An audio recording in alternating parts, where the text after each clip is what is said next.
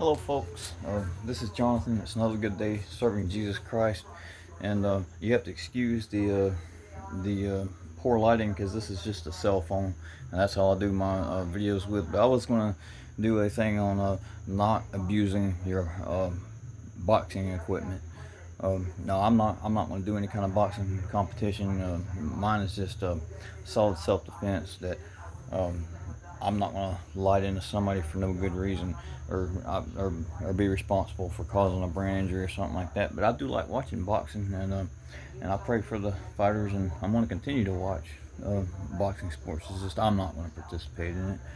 But the these bags are good, but they're not made to light up, and I'm going to explain why. And I'm still going to I just prop this bag up and use it, but um, and I've seen a lot of people, and Everlast makes they make some really good equipment or whatever. But I'm going to show you what happens if you light the results if you throw a real if you put a real hard shoulder snap on a cardio bag.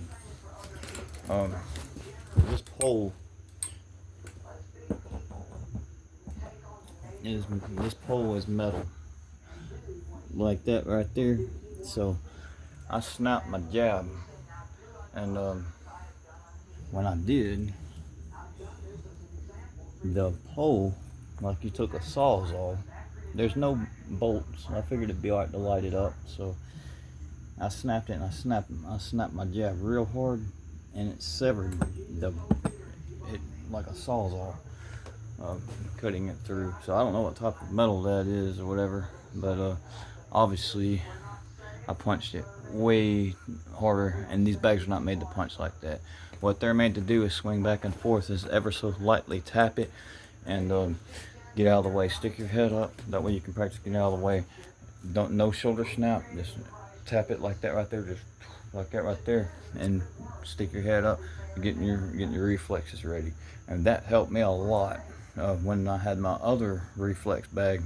And what happened was I hit it too hard, and it sheared the bolt that holds the bag onto it, half in two. And so and there's nothing wrong with these bags right there. And so I've got a heavy bag now, Everlast heavy bag, and it can take anything you can throw at it, and plus the kitchen sink. And so there's not gonna be any problems with that. But so I will get me another one of these later, probably in the next few months, which I can still use this one right here because I'll just prop it up and just ever so lightly tap it, just working on this, using it as a speed bag.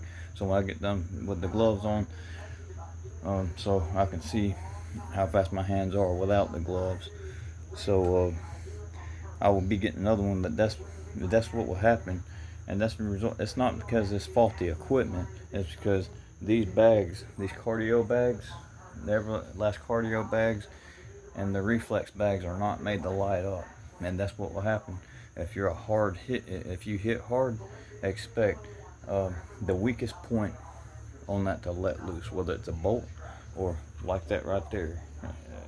It looks like you cut it with a sawzall.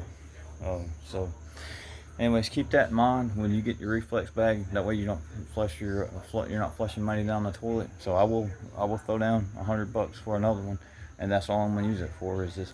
I'm gonna sit it in front of my wheelchair and just tap it like that right there, and stick my head up and practice telegraphing. So I can't urge that enough.